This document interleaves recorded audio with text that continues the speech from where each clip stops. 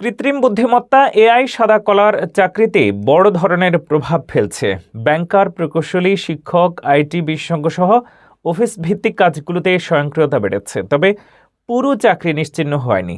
অতীত প্রযুক্তিগত বিপ্লব দেখিয়েছে নিয়ম ভিত্তিক ও পুনরাবৃত্তিমূলক কাজ স্বয়ংক্রিয় হলেও গুরুত্বপূর্ণ সিদ্ধান্ত এবং জটিল কাজ মানুষের হাতে থাকে।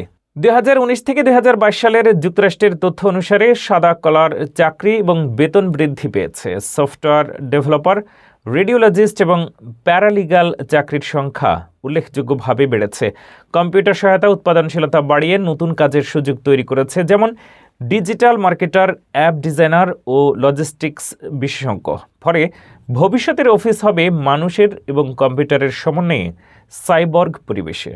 এআই পুরোপুরি চাকরি নিশ্চিহ্ন করতে পারবে না, বরং কাজের ধরন পরিবর্তন ও উন্নয়ন ঘটাবে, নতুন পেশা সৃষ্টি করবে এবং মানব দক্ষতার মূল্য বৃদ্ধি করবে।